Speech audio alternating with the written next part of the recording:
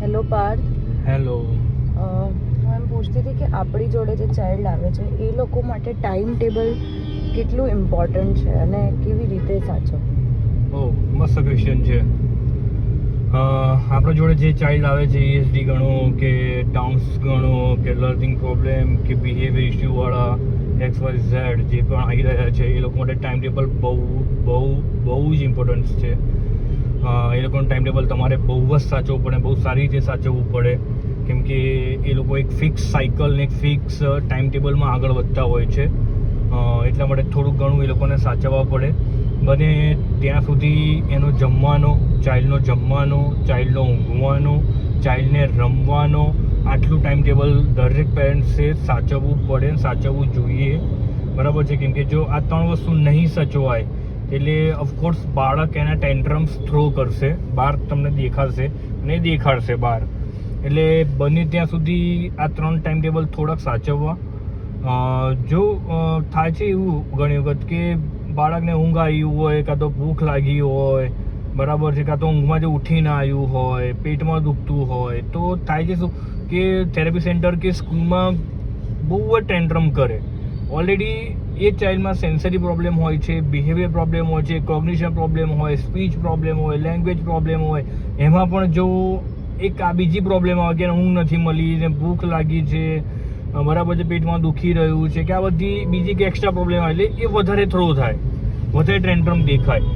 હવે most of લાગે એવું કે ચાઇલ્ડને બિહેવિયર પ્રોબ્લેમ વધી ગયા. ઠીક છે, આપણને એવું લાગે કે હવે ચાઇલ્ડ કંટ્રોલની બહાર જઈ રહ્યો છે, બોલ કરી રહ્યો છે, હસી રહ્યો છે, આળોટી રહ્યો છે, ઊંઘી રહ્યો છે, પણ એ વસ્તુ એ નેચરલ છે ને, ઊંઘ આવી રહી છે એટલા માટે ઊંઘી એ આવું થ્રો કરી રહ્યો છે અને સામેવાળા વ્યક્તિ એને કામ કરાવવું છે, બરાબર. એટલે બને ત્યાં સુધી બાળકનો ઊંઘવાનો, જમવાનો, એ બધા જે ટાઈમ છે એ થોડાક સાચવવા. દરેક ઉંમર જેમ જેમ બાળકની ઉંમર વધે છે એવી રીતે ટાઈમ ટેબલ પણ થોડાક આગળ પાછળ થઈ શકે છે.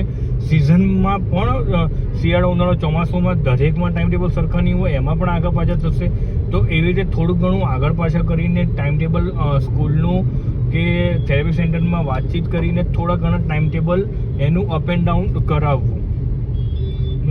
નહીં શું થશે કે થેરેપી સેન્ટરમાં રો કરશે, સ્કૂલમાં રો કરશે, ખોટી ડૉક્ટરને બતાવવું પડે, ડૉક્ટર બીજા 2 દવાઓ લખે, થેરેપીમાં ઇમ્પ્રુવમેન્ટ ના આવે, ઘરેનું ઓલરેડી બિહેવિયર બગડે, થેરેપી સેન્ટરમાં બગડે, સ્કૂલમાં બિહેવિયર બગડે, કોઈક વાર સેલ્ફ હાર્મ પણ વધી જાય, અધર હાર્મ પણ વધી જાય.